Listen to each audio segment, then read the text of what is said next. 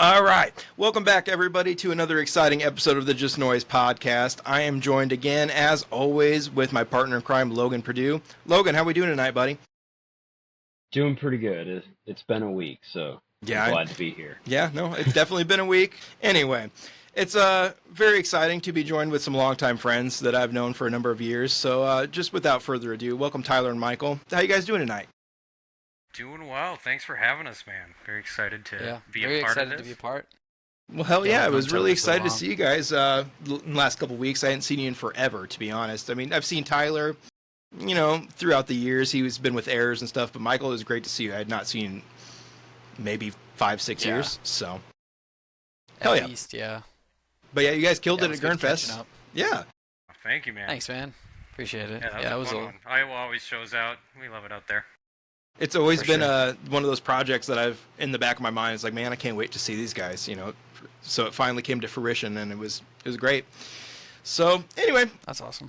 I just want to have you guys go ahead and start out a little bit. Here at Just Noise, we love celebrating our friends. We want to know where it all started for you guys. Where the journey began, what interests you with music, and how you became to be where you're at today. First bands, etc. Yeah. You want to take it away? Yeah, let's do it. All right. Yeah, so my life story in a nutshell. I grew up in a pretty podunk town up a little south of Green Bay, Wisconsin, called Brillion. Not a lot going on up there, and never really had a lot of musical interest until I turned about like 11 or 12. I feel like that's the case for like a lot of people, but for me, I just listened to what was on the radio with my mom in the car, and a lot of that was like glam rock, Motley Crue, Def Leppard. She was really into like White Line and White Snake and all those like sick glam bands and shit. And yeah, I kind of took a liking to that, but never really, dove into it. Back then, it wasn't like music was readily accessible. You had to go out and buy a cassette or a CD or whatever. Um, it would have been years until an MP3 existed, or maybe it existed, but I didn't have like a working computer back then. Yeah, I would say I was like 11 or 12, and I remember coming home from a basketball game, and my mom decided, for whatever reason, she was going to turn on like the hard rock radio station up where we're from, 94.7. Mike knows. Maybe he Oh yeah. does. Yeah, you should. Oh yeah. The Razor. The Razor. And I remember Seether was on it, and I was just fired up yeah. about it, dude. It was Fake It, and I was like, what is this song? It was just like such a catchy tune. I was obsessed. So like the first band I like really dug, I guess, was Seether. Ended up looking them up on YouTube and the whole nine. That was what, like, I had just gotten broadband internet, so it was perfect timing. I was like exploring music, trying to figure out what I liked, and I had some friends in middle school who were into like Avenged Sevenfold and Atreyu and I don't know what else, like Bullet for My Valentine, all that like old school metalcore stuff, um, and started going down that rabbit hole, and then also got into like Tool and Incubus and like a whole bunch of those early 2000s kind of alt bands, and yeah, I really fell in love with a bunch of different styles, and mostly centered around metal, but I was starting to get into pop too. I just love all music, always have, and yeah, from there it started getting progressively heavier. Once I got into high school, I started kind of getting into like Lamb of God and stuff. Um, Not like the craziest shit out there, but for me at the time, I was like, dude, how do you top this? Um, I also went through a very serious Metallica phase. Like, I know way more about Metallica than I probably should. It's where every But guitar player cuts their chops yeah, learning how to fucking do the down picking shit, dude. Like, yeah. exactly. Yep. hmm And fucking up a meaty Kirk Hammett solo, butchering the shit out of it. That's that's how I started out. But yeah. So let me back up a little bit. When I was 12 and I started kind of getting into music, I was also really into Guitar Hero. And I feel like a lot of people my age share this kind of story where it's like, Oh yeah, I started playing Guitar Hero and then I transitioned into real guitar, and that was the case for me. I was like obsessed with Guitar Hero. Anytime I was at a friend's house and they had Guitar Hero, I would just like hog their Xbox and fucking rip it up, and all of my friends had it as like a novelty game. Like I was there to fucking play. Like I was not Born to messing around. shred. Exactly. So, yeah, after I think it was my 12th birthday, I ended up getting a shitty acoustic guitar that my aunt got me. Um, I think she bought it online and had it shipped to my house, and it was the best day ever. Farting around, not having a clue. I didn't even have a pick or anything. I was playing with my thumb and just trying to figure anything out on the guitar. Luckily, I had a friend who kind of played, and he showed me a couple things. He's like, "Dude, you need some picks. Here's some picks." And then, you know, had a shitty. It was actually an Ibanez combo amp. It was, 1 foot by 1 foot, something like this, very tiny, and it had a clean setting and a distorted setting. And I always thought, the distorted setting meant that I was fucking up the amp, so I always kept it on clean. It took me probably a good year and a half to figure out that distortion is okay. And I was like, damn, how does like Nirvana and Metallica make it sound like that? But yeah, I just spent like the first year of guitar playing fun little clean stuff that I made up. I will say I kind of always had an ear, so I had a lot of fun just like making something that sounded good. Something that was tonal. To my standards today, I definitely wouldn't call any of what I wrote good, but like something that you could listen to and not be like, what the fuck even is this? That was always my Starting goal. on a clean tone is how a lot of guitar players really figure out what they want to do. I just want to say I'm not a lead player. I can't shred people's faces off. But when I first started learning how to sweep pick, I just did it on a clean tone and just Dude, did it that's the best slow way, yeah. and just kept going over and over again until I could get it clean. So that's all I still want to say. I'm can't do sorry. No, for sure. Like Yeah, that is 15 years in. brutal. Like just scrutinizing every Mhm. note on a clean tone. I definitely dabbled with that when I was learning sweeping. That's a little further down the road, but yeah, just kind of noodled around with a clean tone for a while, and then figured out distortion is cool. Started, you know, figuring out how to play some of the riffs I liked, and we got into like Avenged Sevenfold and Metallica, and learning all the OG shit for a little while, and enter high school. I was starting to get my chops up a little bit, like I was starting to get into, Lamb of God and Parkway Drive and a little bit of As I Lay Dying and whatever. And met some of the dudes from Auraborn in high school my freshman year.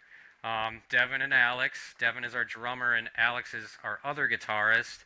And they introduced me to a whole new world of heavy. They were already, rounding the curve with Whitechapel and Suicide Silence and the Faceless and all the Miss May I. Sumerian core bands and yeah, Miss May I, shit like that. I was just like, at first I was taken aback. I'm like, okay, I think this is a little too heavy for me. And then like give it a month and I was like, okay, I'm obsessed. This is the coolest shit ever. I started hanging out with those guys quite a bit more. Devin and I had our own band, and then Alex had his own band in high school. Devin and my band was called Empty Threat, and Alex's band was called Sandwich Slap. And we were both shitty cover bands. Yeah, I shit I'm you sorry. not. Sandwich Slap was the better name. So Yeah, we definitely lost out. I was like, damn, nobody's thought of Empty Threat. I was like looking all up and down YouTube and Facebook and whatever. I'm like, dude, Empty Threat is tough as shit. Like, probably rocking like, what do you call it? Like a tap out shirt or something at that point in my I life. need my Monster but, yeah, Energy drink. I'm gonna punch a hole through the wall. Exactly. Yeah. Yeah. But yeah, so we were in like, I wouldn't say competing bands, but there was definitely a slight bit of animosity there in high school. I was like, all right, who's better? And eventually we ended up joining forces. It was Devin and I joining up with Alex and our then to be vocalist Nate. I don't know if you remember Nate from Immortalis. He was the original vocalist. Um, And yeah, then we started our first band, Disgust for Your Kind, and that was like a play on the Oceano song off of Depths. Yeah. Yeah, we thought that was the coolest shit That's ever. a cool name. Seriously, yeah. Kinda, but DFYK is not a very pleasant acronym, and it's hilarious because Alex and Nate both got DFYK tattooed on like their ribs. Alex still has that tattoo to this day. Ask him about it. But yeah, from there we started, hitting the gigs hard. We were very young. We were like 16, and we started kind of playing whatever venues would let us, like our local community center let us rip a gig there, and we got some pretty badass bands for that gig. We got um, a band called Of Apollo and a band called Oculus. Mike probably remembers those bands. I don't know if you guys would be familiar, but yeah, they were, up and coming in the Milwaukee scene back then. And, they were smoking weed and they were drinking in their vans and whatever. And we're like 16. We're like, these guys are the fucking coolest dudes ever. Ripping J's. And like our parents are at this show and they're like walking out back and they're like head in hand. Oh, Tyler, don't look! It's too late, Mom. I'm already... I'm already watching. Yeah, little did they know I was already doing plenty of that at that age. Whatever. Anyway. Sorry, Mom. Sorry to disappoint. But, yeah, we would just kind of play wherever they'd let us play. I remember a couple bar gigs where I would get kicked out at, X time. It's like, okay, you can play your set, but then you gotta fuck off out of here. And that happened for like 4 years. And I was like, damn, being in a band sucks. What the fuck am I doing? You can't even hang out. No, it was awesome. Yeah, fast forward, we ended up doing a name change. We changed our name to Immortalis.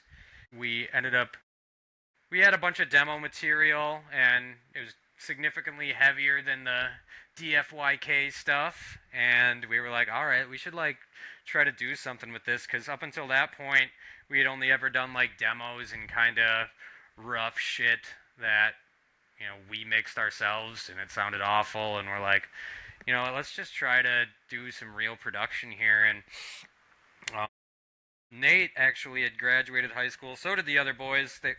I was a year behind the rest of them, and I was a senior in high school. But Nate had gone off to University of Wisconsin Oshkosh, and he met a guy there that was into production. Turns out it was Spencer Fox. And from there, we went and recorded our debut EP with Spencer, and, Immortalis started ripping gigs. We got a couple cool opportunities, and we kind of stuck with Spencer after that. We redid the EP and added a couple songs to kind of make it a full length. And then, Nate ended up going to school to be a pastor, crazy enough. That's actually not uncommon. I've heard several vocalists, even in my neck of the woods, that have done that. So anyway, yeah, that's go on. Insane. Yeah, I think there's something to be said about just having that confidence, being able to get up in front of people. And he was pretty religious at the time. I could understand why he wanted to do it. And we were all like, yeah, do your thing. But he ended up transferring and going up to Minnesota for that.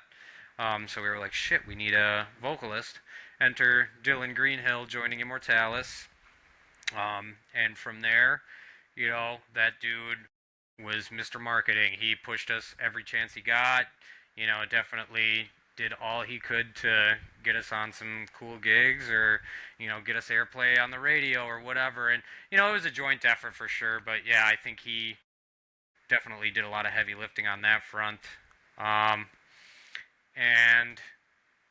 yeah, we ended up recording our album Symmetry again with Spencer and Trey from Pangea.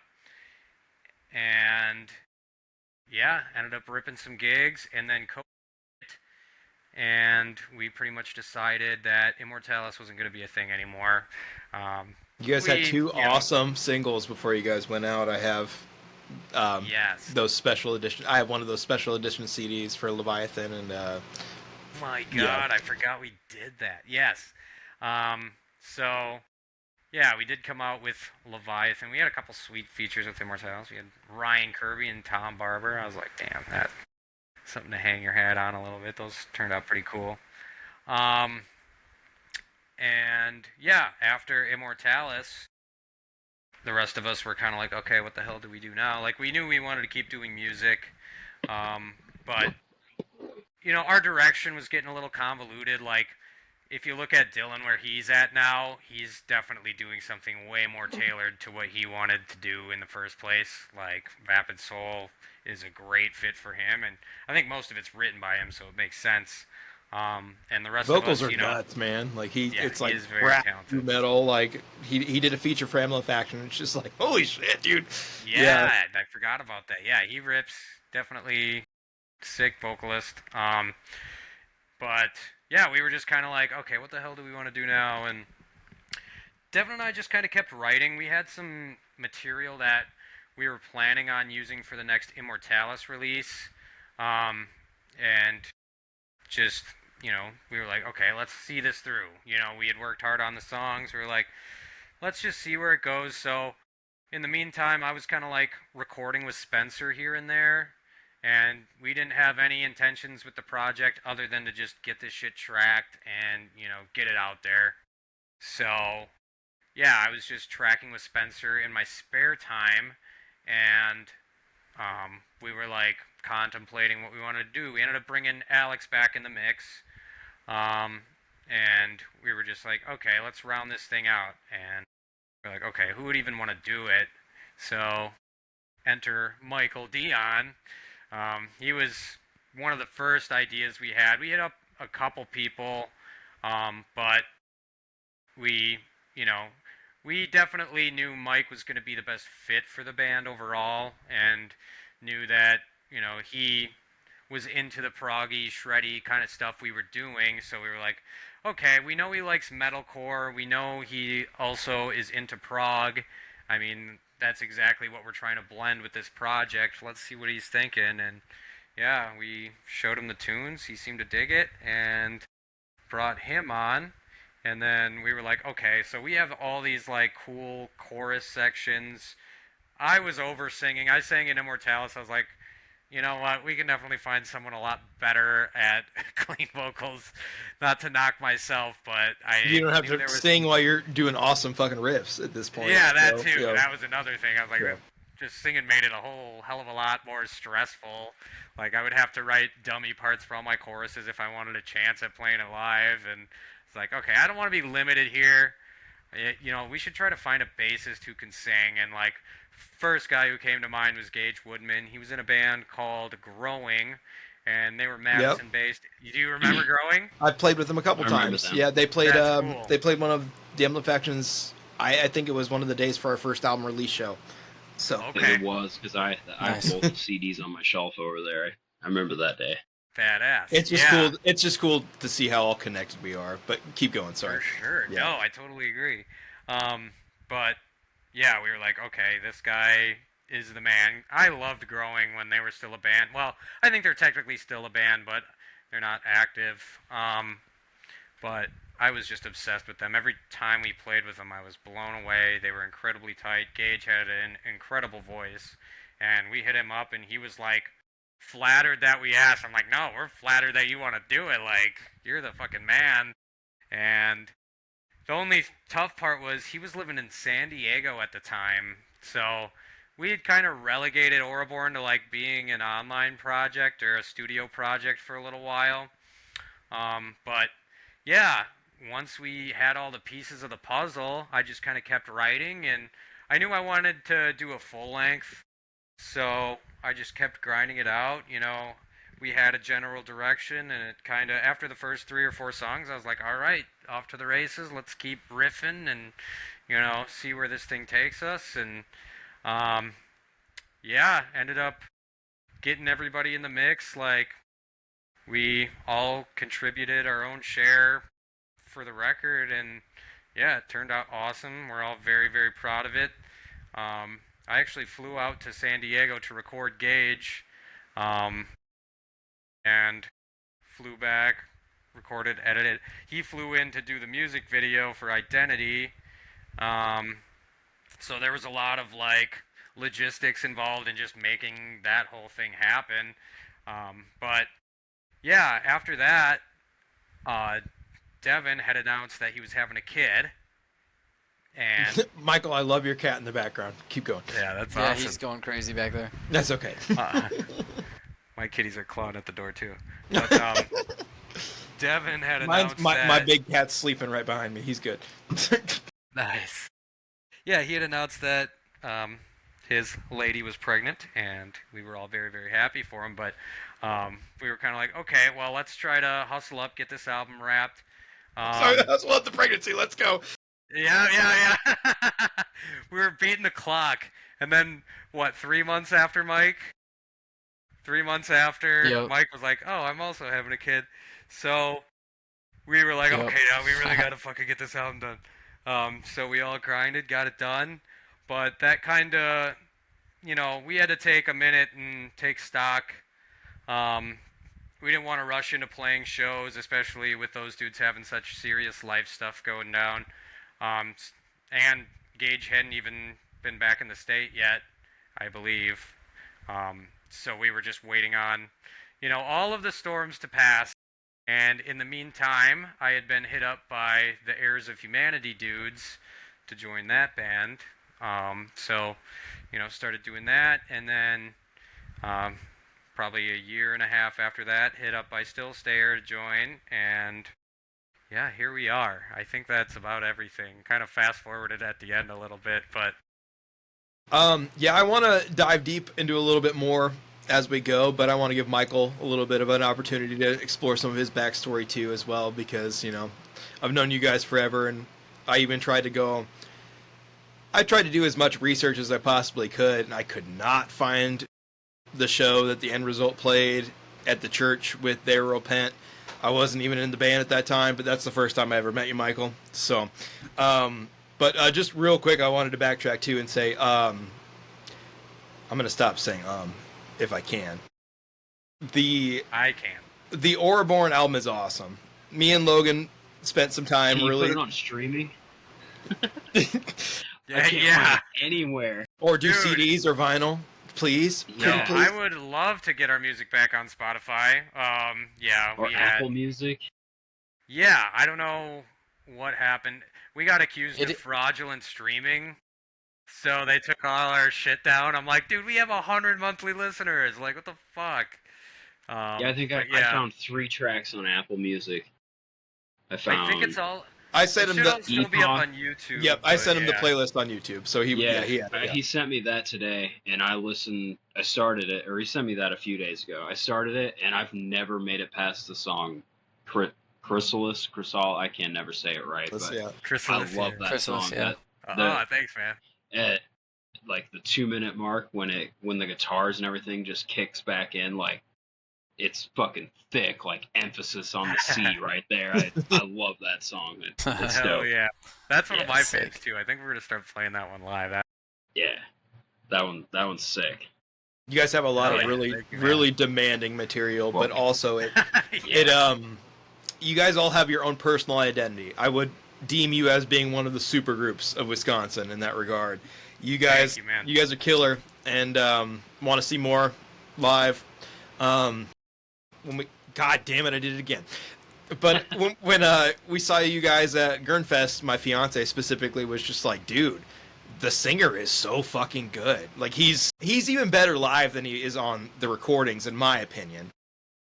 Yeah, he crushes. Yeah, he can project like no other. I don't know. He's not even like classically trained or anything. He just is the man. Beast. He knows how to make his voice do what he wants it to do. That's just the bottom line. And that's the bottom line. Here, you guys can still hear me. Sorry. No Just way. made a Six Stone Cold reference. Better caught it. I appreciated it. Alright, thanks. I did too. I got the Good. Hulk boot right up there. There's a No ring way! Yeah, it's a That is ring worn boot gnarly. up there. Yeah, Alright, it's signed by him that's and sick. everything. That is rad. So Thanks. we got a little off track, but that's okay. Doesn't matter. Michael, I want to give you your opportunity to let us know a little bit about yourself, my man.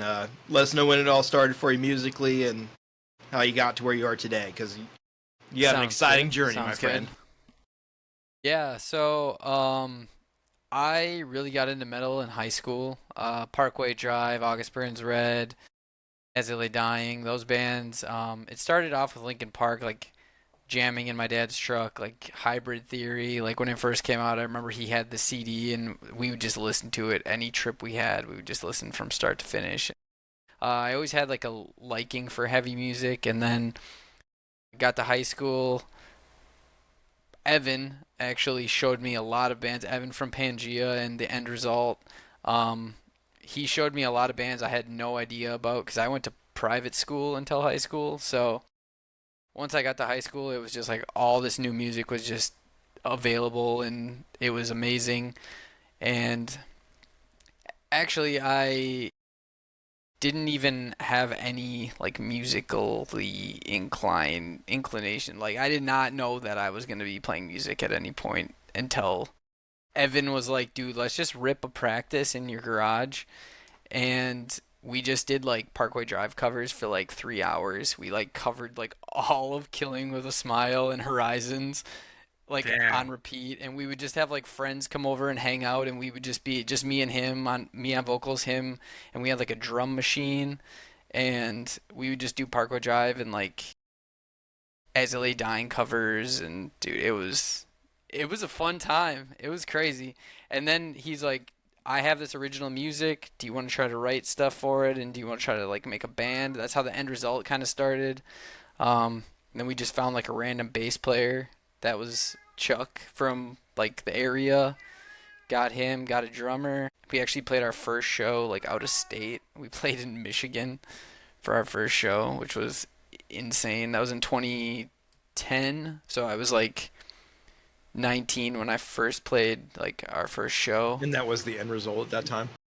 Yeah, that was The End Result. That was the first band, and I think we did that for about 3.5 years of shows, and we were pretty active in Wisconsin. We tried to play like every weekend for a while, do like double show weekends and get really into it. And then those guys all graduated from UW Oshkosh, where they met the Immortalis guys, and then we decided that it would be best if we just kind of separated. Everyone was going to do their own thing. Evan was moving to New York to do an internship for Roadrunner Records, and we didn't know if he was going to come back from New York, and so we just did that. And then he ended up coming back, and we all lined up, and it was almost the same group of guys from The End Result did Pangea.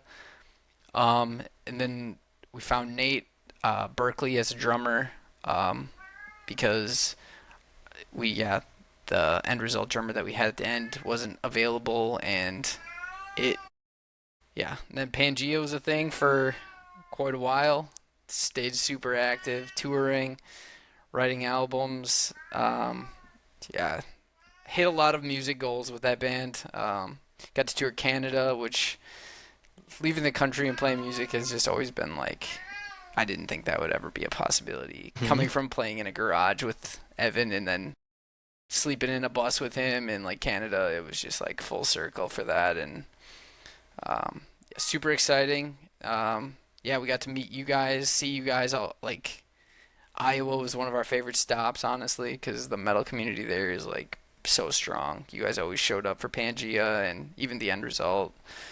But yeah, so then fast forward to Pangea got signed to Metal Blade, which was literally like Dream come true. like that was it was like a dream come true. We just had released Vesper, coming off that, got signed. Unfortunately, due to budget cuts, we were the first band that got cut off the label. So that happened. And we all kind of were just like, well, what are we going to do? And then I ran into Tyler at a festival in our area. The Testicle Festival. Yeah. Testicle Festival. And he's like, yo, man, what are you doing? Do you know any vocalists that would be interested in like working on a project with me? And I actually suggested a vocalist at that time. I wasn't even like thinking about doing it. So I was like, yeah, try this guy. And he's like, oh, okay, we'll hit him up. And then I think it was like maybe a month later, he's like, "Do you just want to track these songs for us, like while we look for a vocalist?" Like, it wasn't even an invitation to be in the band right away because like Pangea was still kind of a thing at that Mhm. time. We didn't like we were still active as the band and we had signed to Metal Blade, so it was like he was like, "Yeah, can you track these songs and we'll just see where it goes from there." And then yeah, I ended up joining the band, tracking it. The rest, yeah, dude, it's been a blast. Yeah, working with those guys, I've known them for so long. We played shows with them, and the end result, I actually filled in for a show with Pangea and Immortalis, and They Will Repent was on that show Was part of our in topic of Oshkosh. conversation for the night. I'm sitting over here like I've Yeah, got like three fingers held out because it's like, okay, he's touching on everything I want to talk about. But yeah, damn. I just real quick, I did want to say, awesome to see everybody in Pangea. It's unfortunate the way things went, but you guys have all just spread out across, and you guys are killing it. Like I love to see you with Tyler. I love to see um, Tyler working with.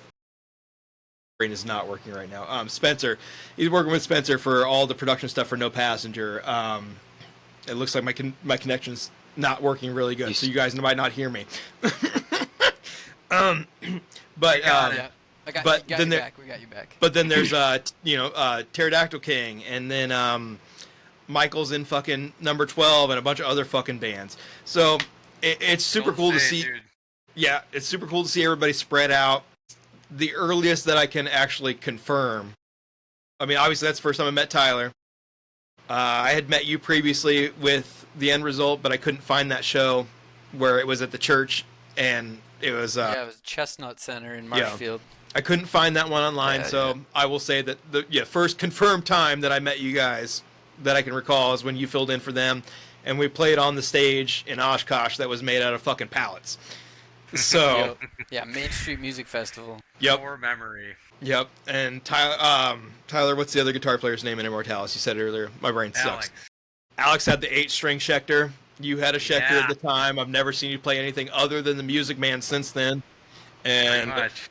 and Michael was the fill-in vocalist. It's just so crazy to look back on that. And it's like, man, I'm old. I've known these guys forever. So We are. Yeah, that was probably 20. it was 2014. It was the Venture 2014. Bros tour, like from the show, the Venture yeah. Bros. Yeah. Yeah. Dude, yeah, the Venture Brothers. Ventura That was sick. I remember pitching that idea with Justin. Dude, Like, dude, we got to think of a cool name for this tour. Yeah, that show was super popular at the time. I was super into it, and everyone was just like, "Let's do it." Yeah, that was a fun tour too. was that the tour that Sarah and Steve filled in for? Yep. That was really cool. Yeah, so it was a very weird Pangea. It Mhm. was Steve who eventually became a drummer in Pangea, and then Sarah Longfield on guitar. Trey was unable to make that whole tour, so yeah, it was. That's it was so a little impressive too that they were able to just fill in like that, because at the time, even just listening to even still to this day, the drums are impressive throughout your guys' entire career. Lost But you on that again, first Brandon. EP, weird. Yeah. Lost you. okay, I was gonna say the drums are impressive throughout the whole career of Pangea, but they're from the gate really impressive too. So that's why when we showed up at, I think it was Steve's parents' house for that first like jam that you guys were doing, we didn't know what we were walking into in terms of like who we were gonna meet and all that stuff, and it was just like, oh, these aren't two members of this band. And it's like, yeah, they asked us to fill in. It's no big deal. It's like, yeah, it's no big deal. Like, dude, that was beyond fucking impressive that those two were able to just Yeah. step in and do it like that. So Luckily, we were able to find two super talented musicians that were. I know Sarah was even like reading sheet music at some of the shows she like had set up. Mhm. So it was like she was like learning it while the tour was going on, and yeah, it was a lot of fun, a little stressful, but You guys pulled it off, man. when isn't a tour stressful? Yeah. Hell yeah, appreciate that. The Juggalos in the audience were really funny. She got her face painted. That Oh, that was yeah. hilarious too. So, Dude, that was Quad Cities represent. They always showed Pangea the most love. We actually did like a CD release show in the Quad Cities because they just like always showed up. It's like one of those cities. The one other thing I had over here where I was talking about, I had three things now I remember, was Evan and his big, thick, like Eskimo hat that he had in the end result pictures. That was Oh, I remember seeing awesome that. throwback. I almost hit you guys Dude, with some pictures from the Oshkosh show too, so I might have to include those later. But Dude, yeah. holy Let us know shit. if you have some, dude. I'd love to oh, see they're those. online. I haven't- found them. We dive nice. deep here at Just Noise. Just know. That's amazing. Yeah, I haven't seen anything from that show in a long time. Yeah, I remember exactly what the stage looked like though. You literally have to watch where you step, or you might fall through. Yeah. Like, Oh my god. I thought it was going to collapse in on us. I was standing Not behind structurally Brad sound. playing when he was playing drums because there's like I'm not fucking with this. Like it's just Yeah. I'm going to go play out in front of this jank ass structure. That was... Oh, how many splinters did you get at the show? yeah. Right. Well, okay. So moving forward a little bit, again, like I said, very impressed with Auraborn. So, do you guys have any updates that you can give us? Anything, shows, any new singles? What's going on? Yeah, we got one show on the books for the end of the year right now, I think. Two. Two, you're correct. 2 shows on the books. Yeah, new material is in the works. We've definitely been riffing, writing.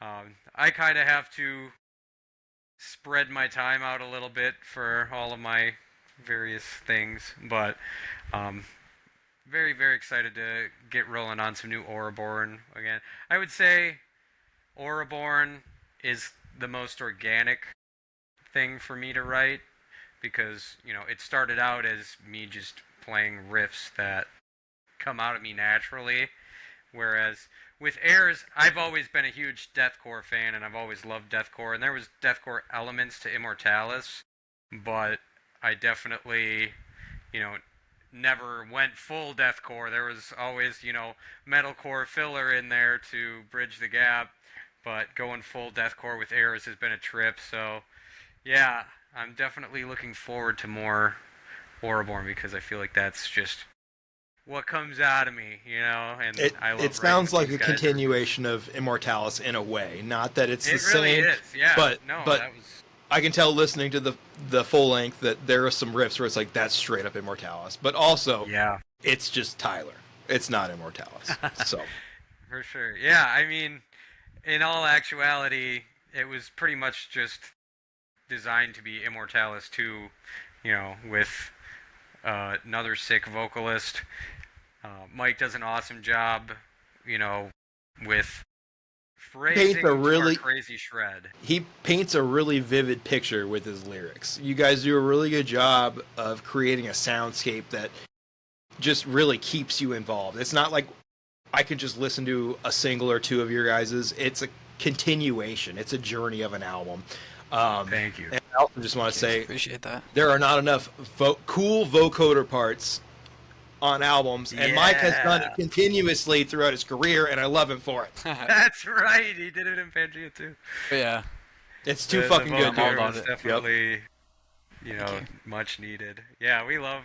I think the cool thing about Auraborn is just we're not in any sort of box whatsoever. It's very, you know, whatever pops into our heads, throw it out there. We're all pretty receptive to each other's ideas, and like, I think, you know, that's what makes it really cool is, you know, you have your heavier kind of songs.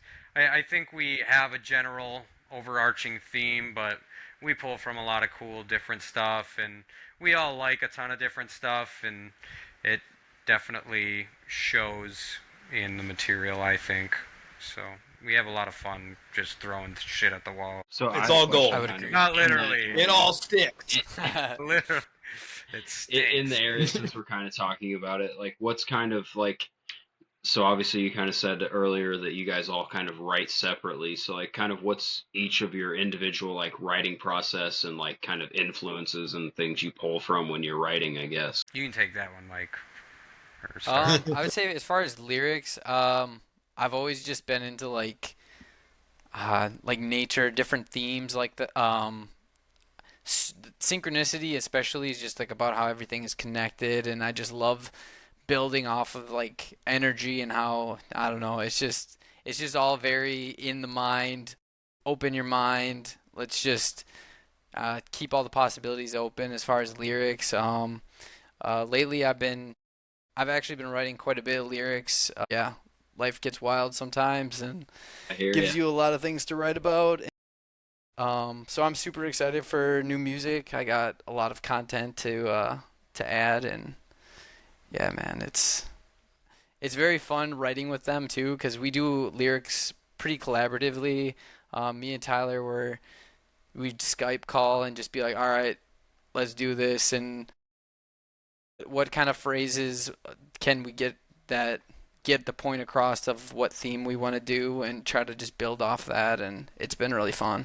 Yeah, as far as influences, I don't I would say yeah, I don't even know. I listen to a lot of Era. There you go. Are you Hell are yeah. you more of the original vocalist, or are you like Jesse or not Jesse? Oh my gosh, Jason Moore. It's hard. It almost feels like two separate entities to me, and I kind of treat it that way. Um, but yeah, so it's definitely a totally different thing, and I enjoy both a lot. So I'm really digging the new stuff they're doing right now. So The earlier stuff is just so fast. Like yeah, Alan was so yeah. yeah. Anyway, um, okay, so we lost Tyler, but we'll Lost Tyler. keep going if he can join us again. Great.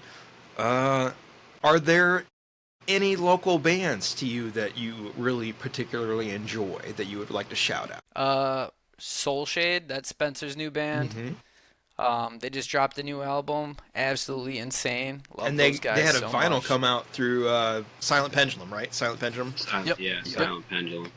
Very Yep. cool. Yeah, they're Saw working with that. them. And they just announced a bunch of crazy shows. I'm gonna be seeing them tomorrow, opening for Landmarks and Novelists. Oh yeah, Um, dude. That'll be so cool. I'm stoked for them, man. They're absolutely killing it, and yeah, dude, they're between them and other local bands. It's not really local, but like Midwest in general has just coming out with so much good music. I would say Cat's Claw Oh they're yeah, from James Omaha, I Morgan. Let's think. go. Yep. Woo! Yeah, dude, that new album is insane. I got that on repeat right now. Um, He used to yeah, be the in Midwest is Superior, just which was based out of Omaha too, and they were like yeah, one of the best gent bands to come out of this area by far. dude. I remember Superior. They were they were insane as well. Yeah, it's just cool how the Midwest is always just so good with music, and I know it's like that for everywhere in the U.S., but it's nice to have such a tight knit community too. I've always felt like your guys' neck of the woods was the coolest for Yeah. us. You know, I mean, like throughout my career, I played in Des Moines. I love Des Moines. Nothing wrong with that. But we have kind of a division of genres kind of thing where certain bands won't go see, or certain people won't go see certain bands because they're a certain genre or they don't, give them the time of day. Totally get that. But I always felt like your guys' neck of the woods for progressive metal, whatever you want to call it, or just metal in general. People fucking love it there. Oh yeah, It's cold yeah. there. They want to warm up and beat each other up. Madison, Milwaukee have super strong scenes. Honestly, Green Bay has been building up pretty good lately. They got a new venue there that's pulling like big name shows, and it's just helping all the local shows too. So yeah, it's been sick. I think the music scene in general is just they were just so constricted with stuff from everyone just wants to get back out there and experience live music again, and yeah, it's a good time for music. It's definitely seeing a resurgence, especially in our area. I've noticed yeah. Even myself, Yeah, for I've sure. been kind of a shut-in for a number of years, and I'm kind of starting to get back out there again and go see some more shows. So Yep, I would say the same. Tyler said his Yeah. PC overheated. He'll be right back in just a moment, but obviously I want to talk to Tyler about Still Stayer and Errors, and if Logan has any additional questions, great too. But yeah, They answered the questions I had.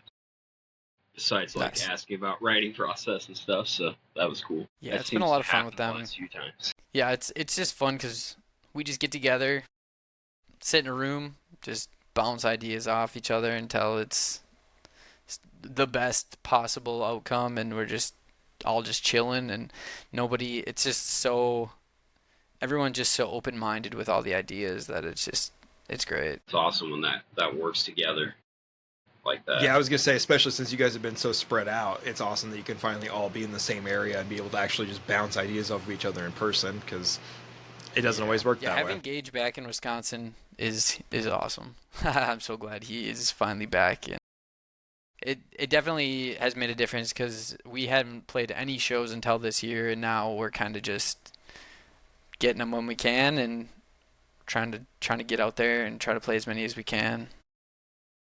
Definitely gonna. We have two on the books for the rest of the year, one in November and one in December. I don't think we can announce them yet, but we're just gonna keep filling up that time and hopefully get a bunch more in those months. So. Yeah, And very new merch is on the way soon. sweet. Yeah, very excited to hear more. Like I said, I'm not gonna keep poking the bear, but come on, we need some CD, we need some vinyls for I feel the physical nerds like me and Logan. Yeah. Dude, yeah, whenever I think of a physical CD, you're the first person that comes to mind because you have like every Midwest band CD like ever, I'm pretty sure. It's getting there, but I'm also that That's kind of awesome. annoying nerd that pokes everybody and is like, "Hey, I like your music. Why don't you have CDs?" But No. I think we plan on doing it eventually. It's an investment at first, so no, gotta- I totally gotta get build it that. up first. I have I could recommend Connect you with Kyle. a guy that. That's what I was gonna Kyle. say. I could recommend you a dude that Yeah. would do you guys good, and he's probably not too far from you either. So, yeah. Cool. I'm Yeah, that would be sorry, sick. guys. Yeah, sorry, guys. I had too many things open and my computer Uh-oh. got hot. It's toasty in my room. It's all good. Happens to the best of us. Hey, as it Still does. there, Brandon. If I just fade out, you guys just keep going. It sucks, but it'll all process later. Cool. Okay. All good. So we were just catching up on some stuff. So yeah, Tyler, if you want to give us some more updates on some upcoming stuff that you've got for Stayer and Errors, and then we can do our final shout-outs for the night. Yeah. So Errors has a tour coming up October 11th through the 21st. We're going to be with our boys in Gloom and our buddies in Beheading the Icon. Yeah, going to be a sick one. Yeah, we're going to be all over. We're hitting South Dakota, Minneapolis, Wisconsin, Chicago, the whole nine. So be sure to catch us at one of those dates if you're into the heavy. Yeah, as for Still Stare, we have release plans in the works. We have a whole new EP that's fully mixed and mastered. We'll have a music video coming out promoting that in the near future. Very excited for that release. Aside from that, nothing else to report. New Auraborn is in the works. I know everybody's been patiently waiting, all 100 of you, and we are working to get our music back on Spotify and Apple Music. Our distro is very unattentive from the looks of it, so who knows when that'll happen. I ping them every couple days, and no luck thus far, but we will get it back. In the meantime, look it up on YouTube. All of Incandescent is available on YouTube and a couple of other streaming services, just not the big ones. So sorry, everybody, but we're working on it. Bear with us. Yeah, that's it for me. Well, hell yeah, man. I'm really excited for everything that you guys have given us tonight. Logan, do you have any other questions for our guests before we let them have our final shout-outs? Something a minute ago that Michael brought up when he was talking. And then you were Tyler talking just had to join I again know. and ruin the whole thing.